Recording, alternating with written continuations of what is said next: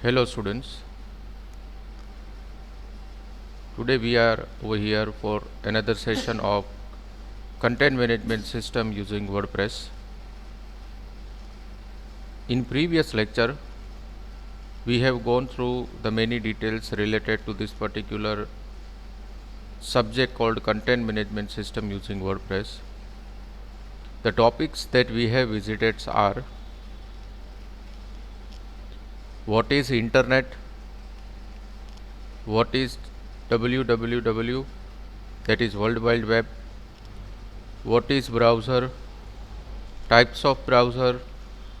Then we have started with unit number 1 called object oriented programming language. As all of you knows that this is actually a subject which you are also going to learn in C++ in detail, but in WordPress little bit the concepts of object oriented programming language is there. So all that concepts we are going to discuss in this unit number 1. We have started with the discussion of what is class, then what is object, then we go for the properties of the object, then we have taken a simple example where we have created one object with public visibility. Yes, there are many options which is available into the visibility. So after justifying the definition of visibility, we have gone through the different types of visibility. As you can see onto the screen, there are mainly 3 types of visibilities: public, private and protected. After giving a meaningful definition of all these 3 types of visibility, we have demonstrated one simple graphical presentation where it demonstrates these 3 types of visibilities called public, private and protected. Then we have started with the comparison and the differentiation between the different types of visibilities by introducing the first difference between the public and private through this particular example. Then we go for the third one, that is called as public visibility, by demonstrating this particular example. Then we go for private visibility example. Then we demonstrated that what is the importance of writing visibilities inside the class for the objects. Then we go for 2 more advanced object oriented programming concept, that is called as constructor as well as a destructor. We have written a simple example of constructor as well as destructor. Now the main part of this entire discussion is inheritance. So students, inheritance is another concept which is available inside the object oriented programming language, which have its own importance. As you can see onto the screen, the definition of object oriented programming the definition of inheritance in object oriented programming language is whenever a class is derived from another class, it is called as inheritance. That means whenever there are one class and another class is migrated from that particular parent class, that is called as inheritance. A very simple example is also demonstrated over here, where we can say that animal is a class, and from that animal class one dog class is created and another cat class is created. Why I am calling this dog and cat as a class? Because dog have their own different types, and even into the cat they have different types of cats. So it is these two, cat and dog, these two class are derived from animal. So this is another example of inheritance. This is one of the example of inheritance. Now generally these two class, a dog and cat, these are called as a child class of animal. So parental class is animal and one child is not an object, but it's actually a class which is called as dog, and another class that is called as cat. So from one class two derived class are created. That is a simple definition of inheritance. Yes, we also called as whenever we are extending the class into the subclasses, that is also called as inheritance. Now onto the screen, there is a simple example of inheritance where first I have started my entire program by writing a PHP opening and closing.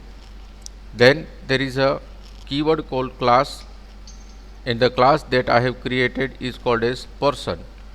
Into the opening and closing bracket of this person class, two objects I have created, that is the name and the age, which have the visibility called a public. That means this name and age can be accessed outside this class anywhere into the program. Now into the class called person, I have created a one function which is actually a one constructor. In this constructor I have passed these two objects called name and the age as a parametric value. Then I am accessing this two parametric value in this curly brackets by writing $this reference to the name equals to $name and $this age equals to $age. That means these are the two different objects which can be accessed through the particular object name called name and age. Then in the class called person, I have created another function which is called as introduce. In that introduce, I have written a one echo statement. In this echo statement, into the double inverted comma, I have written my name is $this reference to the number and my age is $this to the age. So this number this name and this age will be accessed from the constructor itself inside the introduce. Now after completing the curly brackets of the class, I have extended this person into the another class which is called as my name itself, that is Gaurav. Class Gaurav extend person. So this Gaurav is extended from the class called person. So this is an best example of inheritance. Gaurav is inherited from the class called person. Now in this class called Gaurav, there are opening and closing brackets. In this opening and closing bracket, one more function that I have mentioned is say hello. In that say hello function, I have written echo hello world with PR statement.